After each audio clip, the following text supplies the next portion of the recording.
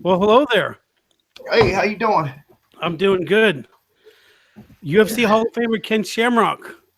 Wow. Hey, I can't tell you this is an honor for me to talk to you. I've seen you fight live since way back in the day. I've been a fan since the early days. Not as long as you, but you were there before it was even a sport, right? The pancreas. yeah, it was even. I was doing it about 3 years before they started here in the U.S. over in UWF, Fujiwara Gumi, and then also Pancrase. And then after I was in Pancrase for I don't know, was almost a year or 2 years. They started to do it in the United States, and that's when I found the flyer and said, "Hey, let me check that out." And so the rest was history.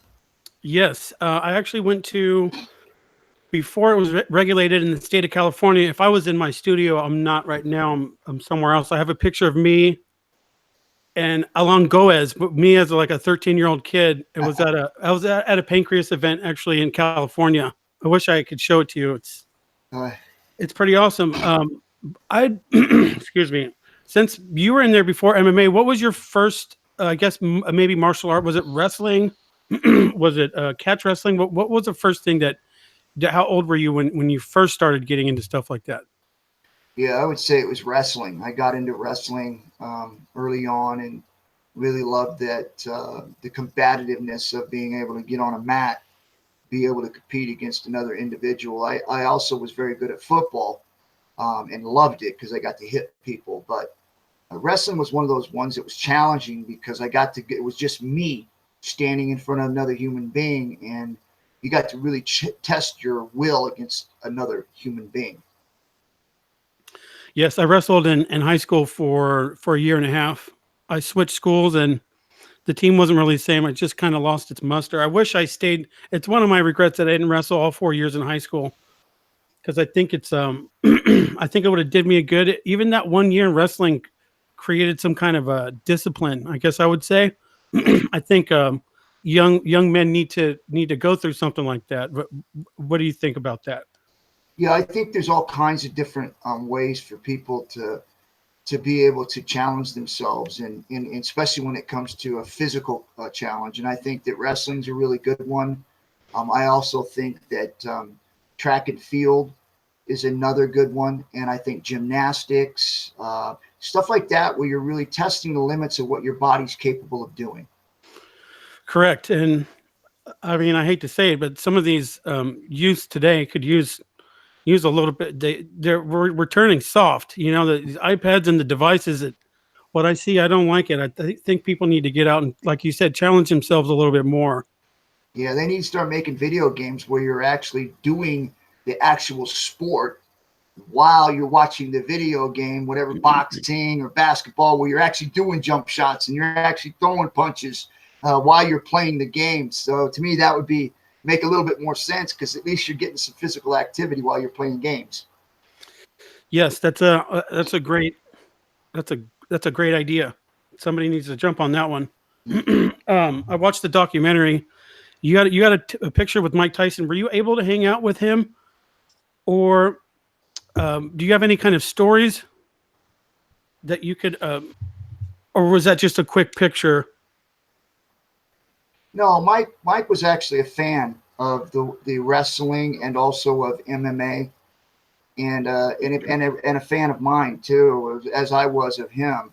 And I remember I'd actually got the met I met him at a pro wrestling event where he was there getting ready to get involved with some of the wrestling stuff that we were doing. And when I met him, he was a true stand up guy. I've always thought that Mike was one of those kind of guys that, like myself, when you walked into the ring, we were very intense. We stare a hole in our opponent, and most of the time, especially when I first started out over in Pancras, I was able to beat my opponents before I ever walked into the ring just by the way I would stare at them and the intensity that I had.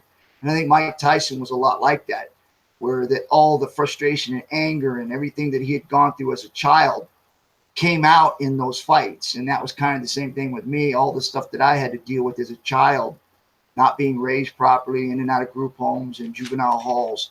all that frustration and anger would come out in my fight, and you could and people could really almost identify with that frustration and anger. And that's why Mike was so popular, and that's why I was so popular, was I felt people could really identify with that frustration and anger that we were representing into those fights. And so it was really nice to meet him, get to know him when he was there at the pro wrestling event. And I think that people really truly do have a misunderstanding of who Mike Tyson is. He's done a lot of stuff wrong, just as I have and a lot of other people have. But because he was such a high profile individual, everything he did wrong was posterized and demonized over and over again. And so if you really knew Mike as a person, and anybody would tell you this that does know him, he's a gentle guy. Yes. When he was on the Rogan podcast, excuse me, he even said that somebody could swing at him right now and he wouldn't even do anything at this point in his life. But it all comes from the rough up. You know, again, I'm somebody who's made a lot of mistakes too, and you know, the only thing we can do is try and correct this course as we go along the way and learn. I'd like to ask you about some of the old school days, and you know, as best as your memory can serve you. I remember watching Oleg Tektarov fight, and this guy would just bleed, but he didn't give a crap. I mean, he would just keep going and going. And you fought Oleg Tektarov, and you beat him. I'm sure you saw some more of his fights than I did. I mean, what was this guy like? Did you ever interact with him? Well, yeah, I trained him. He was with Guy Mesger, and then Guy introduced me to him, and so he came up and he trained with me for a while. And then I remember I trained him for when he beat Tank Abbott in the tournament. Yep. I trained him for that fight. And so we got to know each other really well. I have a very, very high respect for Oleg and his leg games. His legs were as good as mine. He could really go after the legs and submit guys and even break them. And there weren't too many guys that could do an Achilles lock and actually break the shin. And I believe I was one of those guys that could do that. And I believe Oleg was another one that could do that. He was one of the first Russians that came over. I mean, the Russians are kind of killing the game now. Yeah, he was way ahead of the game for that country at the time. And a lot of it had to do was because he wanted to be an actor. So he came from his country over to here with the dream of being an actor, and then kind of stumbled on the Lion's Den, and you know, kind of did the fighting as something to put money in the bank and be able to have an opportunity to follow his dream. Which he did end up becoming an actor. I've seen him around in some movies. I mean, not in a huge role in action, but I remember ended up seeing him. Can you recall any of those movies? And well, yeah, he did one with Robert De Niro, where there was the one where there was detectives looking for guys that were doing arson. 2 Russian guys coming over, and they end up killing a hooker, and so anyways, I thought he did a great job, and he's been in a couple Rambo movies, and so I've seen him in a lot of different movies, and I thought he's done really, really well for himself as far as being an actor, and he did a good job. He's one of those kind of guys where you look on there and look at him and go, yeah, he's a good actor. He is, and so I would say, like, you and him are, well, you were more of a superstar than he was, but you saw something to transition to this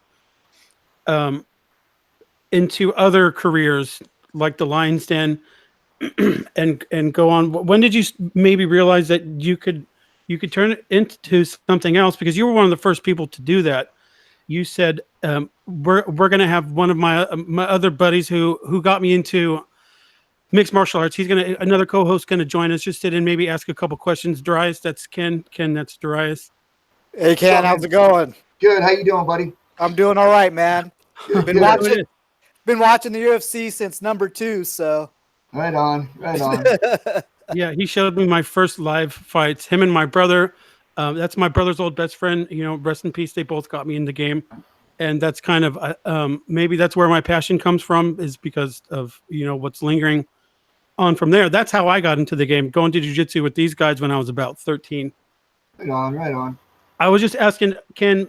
He was one of the first people to turn his superstar from the UFC into other careers. How did all that kind of morph? How were you able to do that? Well, especially when the UFC first came out, and I got in there and I fought Hoist, and I ended up losing that fight. I won my first one, I lost my second one. A little bit underprepared. I just walked in thinking I was going to destroy everybody, and I got humbled. Even though I believe that they definitely took away an opportunity for me to win by taking my shoes away the day before the event. Never got a chance to practice. It was real slippery. I didn't have the footing I needed to be able to finish Royce off, and I thought I could have. If I would have had the shoes, I would have been able to brace a little bit. But I didn't focus on that. I focused on the idea that I lost an opportunity because I didn't go in prepared. I didn't have an understanding of everything that was going on, and I literally came in too cocky. And so when I did that, I remember thinking to myself, that's not going to happen to me again. And it never did after that. I never got submitted again after that. I lost, but I never got submitted. And I remember thinking to myself, I'm not going to go unprepared. And I remember thinking, too, that I needed to open up my mind and look for opportunities in all kinds of other areas. Because when I lost the fight, because of some of the responses that I had when they asked if they thought I was the second best, and I said, no, I'm the third best. The two best are in the finals now. I literally started to get a lot of popularity, people demanding me to come back and fight again.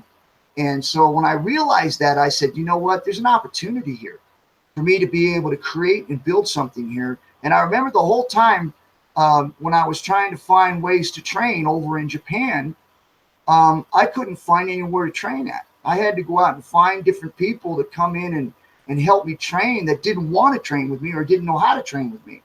And so when I started feeling like I was starting to get popularity, I was going, let me use this to my advantage. Let me go out and find guys from all over the place, Dallas, San Diego, Napa, Bay Area, wherever, and find guys that want to come train with me. And so I literally put out feelers for tryouts everywhere.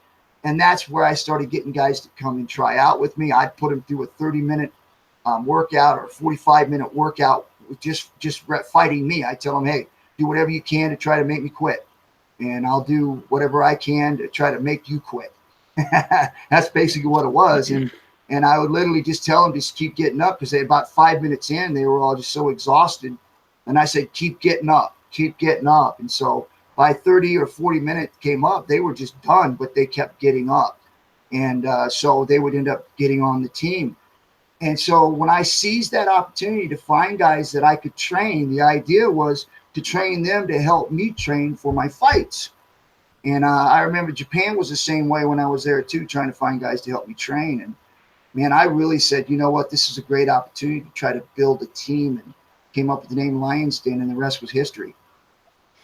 Right. For people that don't know, Vernon Tiger White, Jerry Bolander, Guy Mesger, Mikey Barnett, Trey Telligman. I think, Dries, me and you watched Mikey Burnett fight Eugene Tadio with Damon, and Tadio was supposed to be this highly regarded, crazy Brazilian guy, but he walked in there like he was off or something. Do you remember that one, Dries? Yeah, when the guy was on something. He was a Luda Livre fighter. Yeah. Yeah, he came in and he was on something. His eyes were wild. Right. Yeah. But he didn't win that, but yeah, he wasn't right when he was coming down the aisle. You could see it. You're like, what's going on? Yeah. It was like an acid trip or something. But he was a highly touted Brazilian Jiu-Jitsu guy. But again, he was Luda Libre, and those guys were like, that was like Crips and Bloods back in the day. Brazilian Jiu-Jitsu guys, they hated each other. Mikey was, at least in my opinion, him and Jerry Bolander, I believed when they were, both their minds were in the right direction, pound for pound were some of the best fighters in the world. Oh, absolutely. I mean, Barnett was so strong. Oh, my God, that guy was strong for his size. Incredible. And Bolander, when he got Ferozzo, choked him with the singlet. That was just awesome, man. Bolander was just, man. I remember, he cracked that Brazilian guy right in the nose. Really good jiu-jitsu guy. That guy was like a 3 or 4 time Abu Dhabi champion. George Gurgel? something like Yeah, that. he But belted him. Belted him right in the nose. And everyone's like, whoa. yeah, Mikey was powerful. Yeah. So back then there was Militich going along with the Lions Den. There's Militich, the Gracie, and Team Quest. Are we forgetting? Or do I got the timelines mixed up? Those were the big dogs, right? I think Militich, Was a little later. I think he was later. There was a couple other teams that came up. Like, he had Eddie Millis that had the Shark Tank. Yeah. He that came was a up, was local training driver with here. us. Yeah, he was training with us during that time also. So there was a lot of teams, I think, that had already developed. Militich just basically brought it to another level. You know, I mean, he took what we had done and just brought it to another level, because what we did was we brought guys in and we trained them from the ground up. Nobody knew anything. So we were training guys that absolutely had no skills whatsoever. I had to train them all to learn what we were doing. When Militich did it, he was basically getting guys from wrestling. Yeah, I mean, Matt Hughes was a huge wrestler coming into the deal, you know? Yeah, and that was smart too, because he was looking for guys that already had a good foundation on the ground. Right. So I guess it would be just you guys were there from the beginning. So it would be like Lions Den and Gracie. And that was like the only two main camps, I guess. Everyone else. Gracie never really had a camp besides himself. He didn't have a lot of fighters coming out of there. Yeah. Yeah. Well, I will say this: you have the longest fight in UFC history, and I don't think that's ever going to be broken. Right. It would have been longer if they hadn't put a time limit in there. Yeah, they just kind of were like, what are we don't know what to do. We can't watch them fight all night long. Well, the problem with the pay-per-view, you know? Yeah, well, they had block of time, but what bothered me was that it's the same thing with the shoes, right? They tell me the day before. And it was the same thing with this, where I was training for a 3-hour fight. And I literally was gonna wear him out and just make him drop his legs. Then I was gonna beat on him and beat him up badly. And then I was just gonna submit him. And I felt like I had the cardio and the strength to do that. And as you could see the way the fight was going, I had him right where I wanted him, because even at the end of the 36 minutes, they had to carry him out of the ring because he was so exhausted. So it was going where I wanted it to go. I couldn't change it the day before the fight when they announced it to me, saying, oh, yeah, by the way, when he already knew that it was going to be a 30-minute fight. So I didn't have the insight on that. He did. So it was really a lot of times it was a disadvantage, because his family ran that business and they were in control of whatever they wanted to do. And so here we are at a 30-minute fight, signed a contract. I said, fine, I'll get it done in 30 minutes. We do the fight. And then as the time runs up and Hoist is just wore out, even after 30 minutes, his brother, Horian, comes out of the audience and says 3 more minutes. And I'm like, okay, that's not legal. Not that I cared, because I was fresh. But yet he added 3 more minutes to a contract that was signed for a 30-minute fight. And I said, yeah, absolutely. Because they looked at me and said, you okay with that? And I said, oh, yeah, I'm okay with it. And so we did another 3 minutes, and I blasted him, right? Caught him with the punch, busted him open, started working him over. The minute it ran up again. And I remember standing up going, dang, man, I had him going. I wish this thing was longer. And Horian screams again, 3 more minutes. I remember. Yeah. At this time, I'm going, yeah, 3 more minutes. And his corner is literally turning to Horian and going, no. He's dying in there. And they gave us 3 more minutes. And that's where I put the beating on him on that one, too. On that last 3 minutes is where I did my most, other than when I punched him. But the body shots that I was landing on him in that last 3 minutes was really taking a toll. And then when that 3 minutes ran up, I stood up again, because I was thinking we're going to get 3 more minutes. And Hoist didn't get up, right?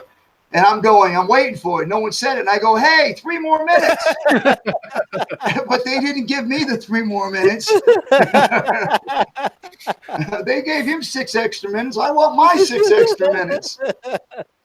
That's hilarious. For people that don't know, which Gracie was it that started the whole thing? Was it Horian? Horian, yeah. It was him that started the first, that had the idea for the first one, right? Yeah, it was Horian, and Art Davies was really the one that masterminded the whole thing. Right on.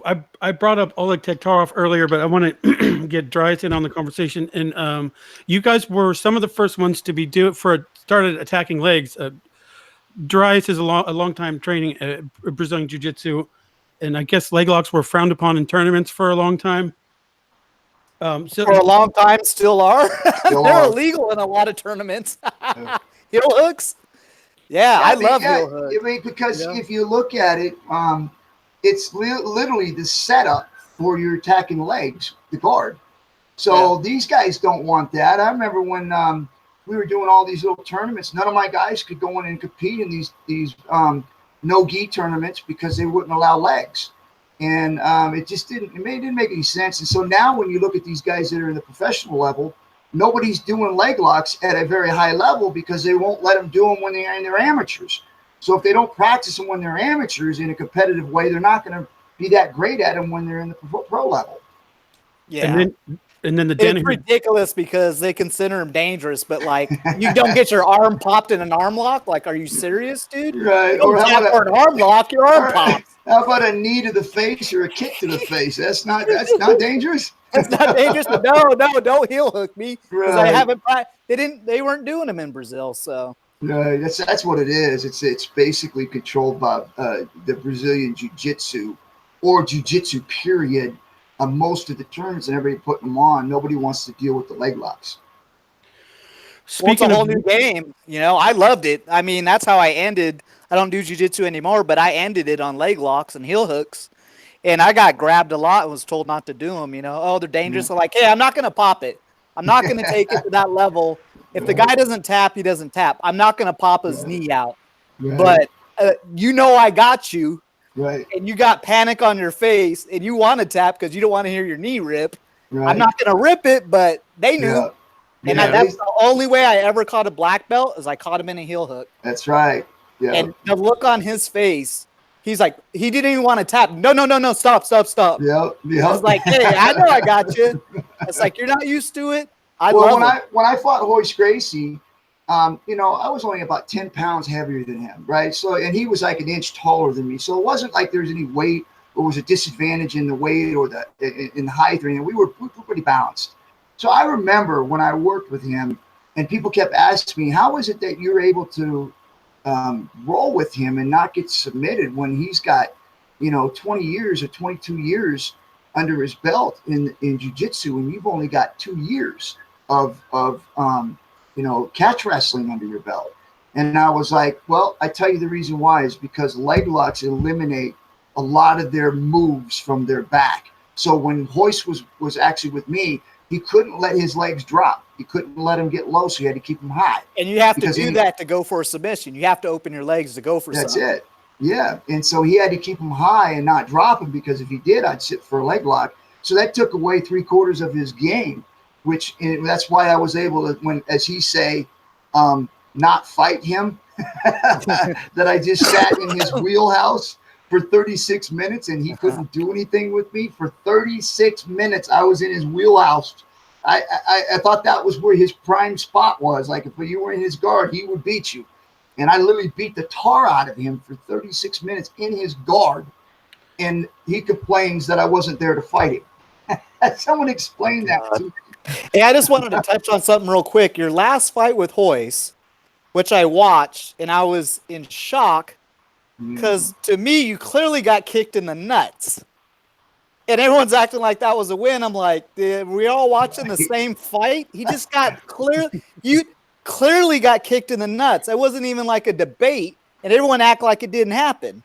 Right. That's like, frustrating. Oh, Hoist came back and won. Yeah, that's frustrating because and I'm like, dude, he got kicked in the nuts. Watch the fight. It's frustrating because when you listen to some of the fans and hey, everybody has an opinion on it, right? And I'm okay with that. But when you listen to people that do not want to look at what happened, all they care about is that Hoist won. Those are the people you can't argue with because all they care about is him winning. They don't care how it happened. That reminds me of parents watching their kids play. And they don't see their kids playing. It's the refs making a bad call. It's a bad call. It's like, no, your kid fouled the dude. Like, live with it, man. You're not looking at what's actually happening because you're their parent. Right. But like, you got to be, man. I mean, things happen. You got to deal with it, you know? Yeah. But people don't. They just, they want their guy to win. Right. I remember when I fought Hoist the very first time in the very first UFC. And I remember he caught me in that gi choke, which was a weapon, like my shoes were a weapon. They took my shoes away, but they let him wear the gi. And I remember when he choked me with it, the referee didn't see me tap. And I remember the referee looking at me going, "Did you tap? Did you tap?" And in my mind, I was like, I don't want to tell him that. I want to keep fighting. I'm aware of what he can do. And I said, no, I tapped. And the reason why I did that is because I can't live with myself not being the character that I want to be, which is being honest with myself. I tapped. There's no way I'm going to sit there and say I didn't when I know I did. Why can't I get that kind of response from Royce Gracie saying, yes, I need you in the groin. I'm sorry. You know his personality, and he's accomplished a lot. I'm not going to take that away from him, but the guy has a certain personality, and it shines through all the time. And he would never do that. That's just him. It's a shame. That's just him. He would never do that. I don't know if his brothers would, if Henzo would, or any of his other guys, but I mean, I don't know. Yeah, it's a wild. Their whole family history is pretty wild. So yeah, I know. I read it too. Scary. it's not what people think. Like, it's graceful and peaceful. Yeah, no, it's a lot of alleys and dark walkways. Yeah, a lot of stories and yeah. Does anybody have any information on what happened to Hyan Gracie? The one that I think he died in jail, right? Yeah. There's something else there. Well, they think someone murdered him or whatever, gave him something, but I wouldn't put it past him. I mean, the guy had so many enemies. Yeah. The guy walked around with a gun. I mean, locked and loaded. That's never going to do you well. Yeah. He had a lot of enemies, man. He was a great fighter, though. It was Pride days. He had balls, that's for sure. He came out to fight, man. It was good to watch. Took down that wrestler. Yeah, he was fun to watch.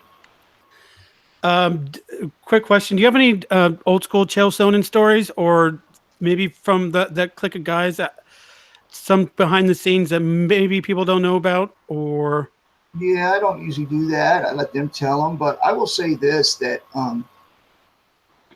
I always like to tell this story about how the UFC was really set up. And I remember the very first fight where everybody was, there, and no one knew what to expect. I mean, we really didn't. Nobody saw this stuff. Like, not even people even understand what we were even saying, except for they would go, "Oh, was it like that pro wrestling stuff?" And it's like, no. This is like what you would see on TV where people kill each other. So they're like, what? It's like, yeah, I mean, it's like anything goes. You can kick a guy in the head on the ground. You can stomp on him, do whatever you want.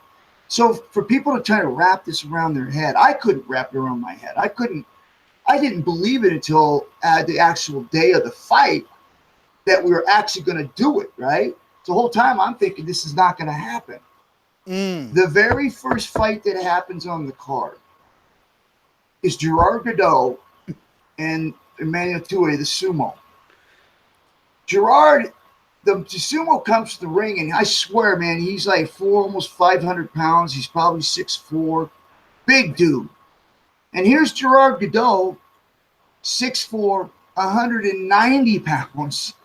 And you look at the two, and I remember the fans just going, "Oh, this guy's going to get grated like cheese on the fence. That sumo guy's going to squash him." Until he fell down. They couldn't see the skill sets here. All they saw was size.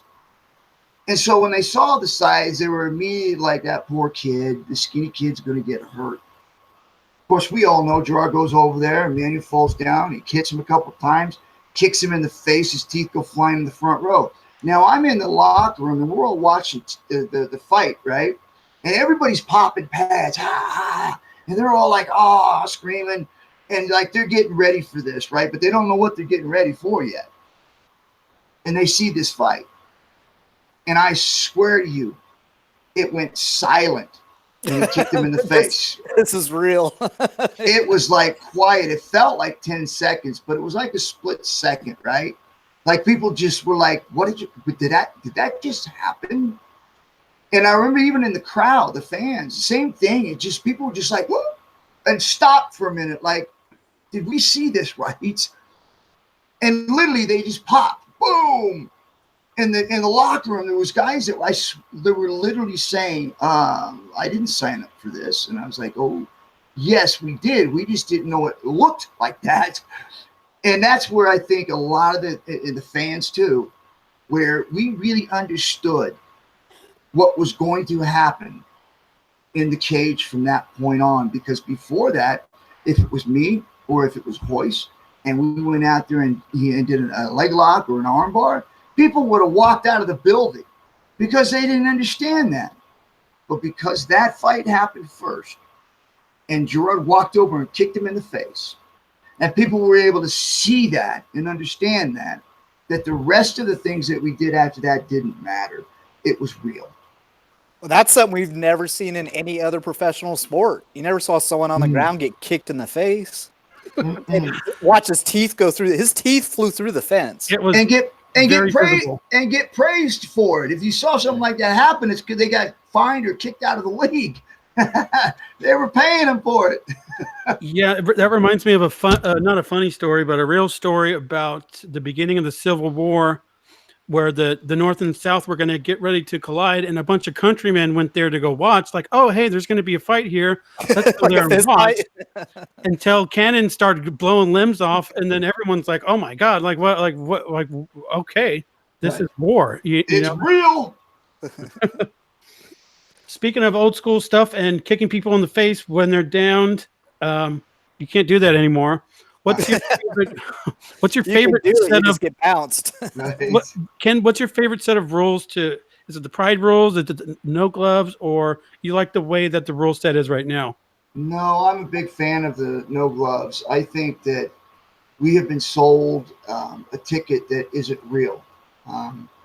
When people first were told about the gloves, it was really about, they were talking about how we could make it safer. And that's a lie, because the medical science will tell you putting a 4-ounce glove on somebody, able to wrap your hands underneath that 4-ounce glove, now tells me that I can hit you anywhere in the head. Yep. And not hurt my hand. You take that glove off and the wrap's off, and now I can't swing for the fences anymore. I have to be very sharp and accurate, pinpoint with my striking, which decreases your power at least in half. So you're not taking as many shots to the head where your brain's bouncing off inside of your head 20 times around. It's doing that 5 to 10 times around, because you got to be very careful where your hands go. And so the things that we were sold over the years is not true. It isn't safer.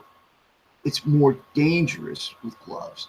And you go back to the submission part of it. When you hit the ground, when somebody caught your back, 90% of the time, a great jiu-jitsu guy is going to be able to finish that fight. Why? Because you can't grab a glove. You don't have anything to hold on to. You can slip them in and out, swim them through because your arms are sweaty. He's sweaty, so you can slip them in and out nice and easy. But because the glove's on there, you're able to grab it and you're able to hold it to keep them from choking you. The other thing is when you're doing leg locks, that big old glove on the wrist where you wrap it, well, that's where you catch the heel with. And you have an indent on your hand where you catch the heel and you turn it, is gone now, because now the glove is raised up over your knuckle. Yep. You can't catch the heel. So there's a lot of things wrong with what they did to the game back then when it was pure. They turned it from being pure to equipment bound. Whoever has the best equipment will win, not whoever has the best skill will win. I got to tell you, I did jiu-jitsu almost always without gloves, and I put gloves on a few times, and it was just like, I can't even tell you, trying to slip a glove under someone's neck is so different than a bare, especially if you have real thin wrists and skinny arms. Those go right under the chin. They slip under real easy. When you got that big giant glove on the end, it is a whole different world. I hated it. I couldn't stand it. It takes away the professionalism of grappling and striking. Yeah. And the glove, a lot of people don't know, it's there to protect the hand. Yes. It's not there to protect the other guy's face. Nope. It's there to protect his hand. It's just Yeah, like boxing, you know? It's their commodity. They're going to protect the guy that's going to win. Same with when they brought out time limits, you know? When you know the bell's coming, you try to hang in there. When there's Right. no bell to save your ass, when it's Right. unlimited, you're going to tap. You're Yes. like, you know what? I don't see a way out of this. Yeah. When you're like, oh, 30 seconds, I'll take a few more hits, 30 Yes. seconds. Yeah. Hold on. All right, let me get to my corner. Where am I? Where are we at? Yeah, when you know there's an end of that time, you will do anything to get to that end of that bell. Yeah, anything. You'll hug, you'll stall. It slows down the fight. And I know they brought it in trying to, appease the commissions or whatever, like boxing.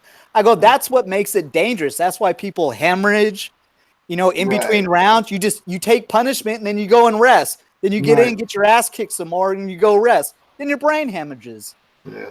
I see the time. I understand the time stuff.